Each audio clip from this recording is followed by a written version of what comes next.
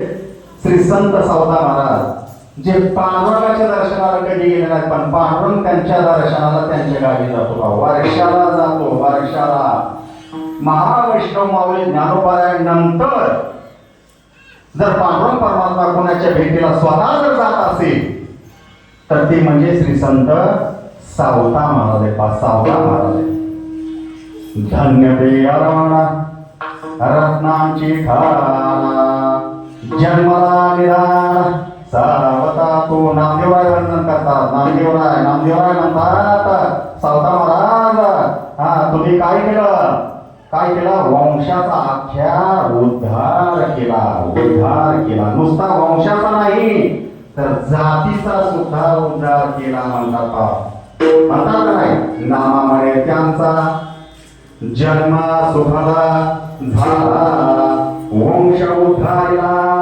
मारियाचा.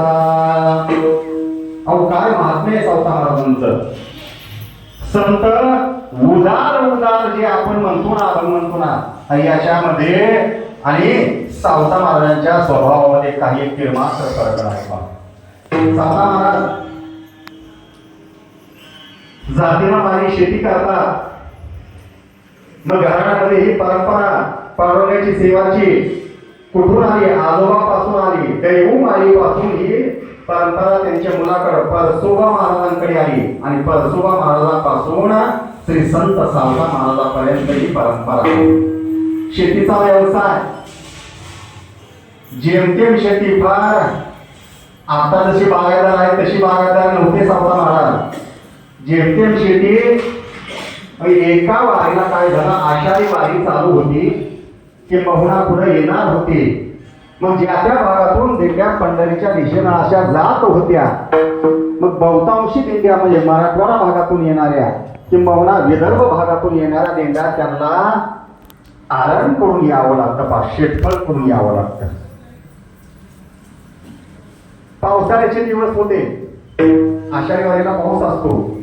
पण मराठवाडा विदर्भ प्रांतामध्ये काय झालं, पावसानं ओढ दिलेली होती, पिकं सगळी करपून गेलेली होती. हा घटना बहुधा सर्व लोकांना माहिती आहे.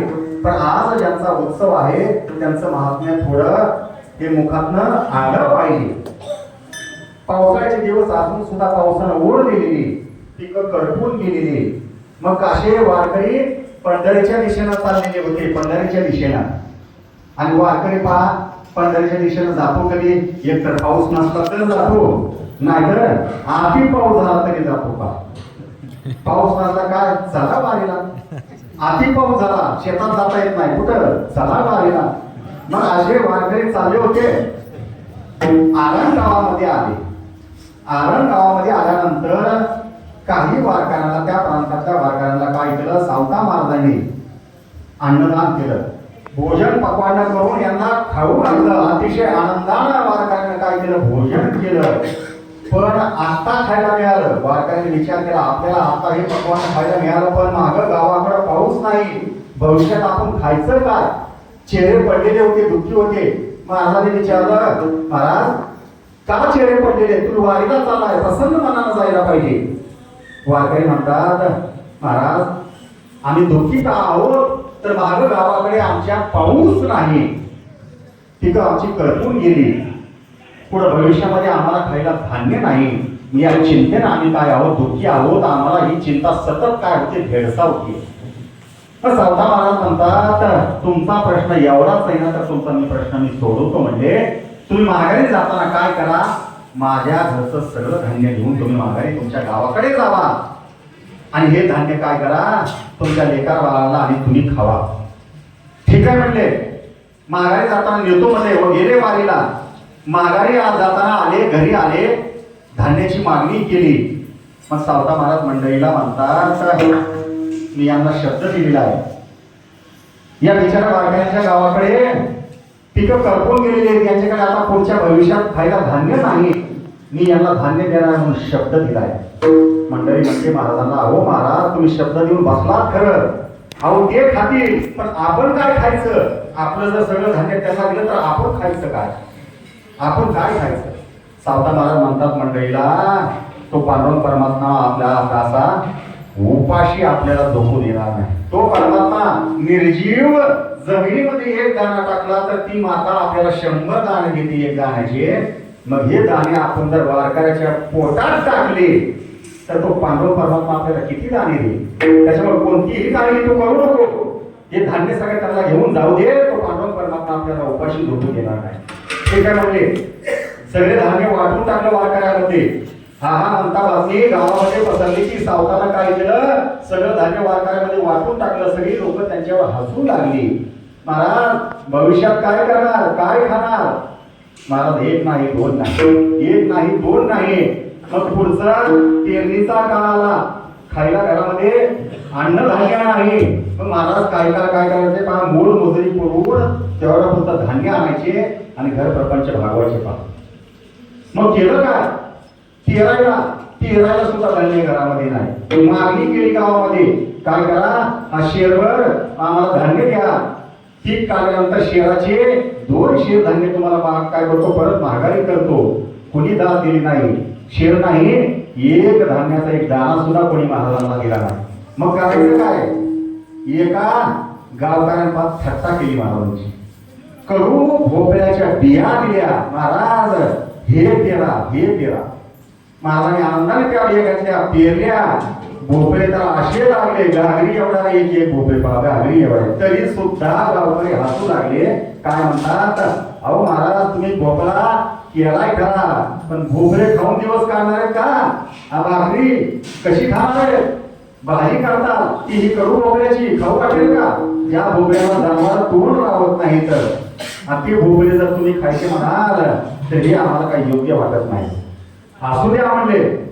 मग काय करायचं, एके दिवशी एक भोपळा काढला, भाजी करायची, घरी गेला, भोपळा काढला तर अपेक्षेप्रमाणे त्या भोपळ्यामध्ये काय निघालं, धरता बहुधा माहिती सर्वांना माहित नाही. त्या भोपळ्यामध्ये धान्य निघालं. त्या कशामध्ये, त्या भोपळ्यामध्ये धान्य निघालं. भोपळ्याच्या बिया निघायच्या ऐवजी त्यामध्ये काय निघालं, धान्य निघालं. आश्चर्य केलं. दुसरा भोपळा काढला, तो कापला, त्याच्यामध्ये काय निघालं, धान्य निघालं. लावला होता भोपळा, आलं काय, धान्य आलं का. सावता महाराजांच्या डोळ्यामध्ये आशू आले. सावता महाराज पांडुरंगाला म्हणतात, देवा अरे किती रे काळजी तुला माझी. हे काय केलंस तू माझ्यासाठी, किती कष्ट घेतोस तू माझ्यासाठी. ही बातमी गावभर पसरली की सावताच्या शेतामध्ये जे भोपळे आहेत त्याच्यामध्ये धान्य आहे. मग काय केलं, मनुष्य स्वभाव आहे. एक जण जायचा गावाला, गुपचूप जाऊन एक भोपळा काढून घरी आणायचा आणि कापायचा, त्यात धान्य निघतं का बघायचं, त्यात निघायच्या कडू बिया. पुढे गावकऱ्यांनी भोपळा घरी गेला की त्यात निघायच्या कडू बिया. पण सावता महाराजांनी जेही घरी भोपळे आणले त्यामध्ये काय निघायचं, धान्य निघायचं बा, धान्य निघायचं. मग असा हा सावता महाराजांचा अधिकार आहे. एकदाही पंढरीला गेले नाहीत, पण तो परमात्मा दरवर्षी आपल्या या भक्ताला भेटायला आरण गावाकडे जातो का, आरण गावाकडे जातो. मग ज्ञानोबानंतर जर तो परमात्मा प्रत्यक्ष स्वतः कुणाला भेटायला जर जायचं असेल तर ते म्हणजे श्री संत सावता महाराज आहेत पहा. मग हे सावता महाराजांना आलेलं संकट निरसन करायला देवाला सांगावं लागलं का, नाही सांगावं लागलं पहा. कारण त्याचा स्वभाव आहे. काय स्वभाव आहे, भक्तावर आलेलं संकटाचं निरसन करण्यासाठी त्याला सांगावं लागत नाही पहा, सांगावं लागत नाही. भक्त समागमे सर्व भावे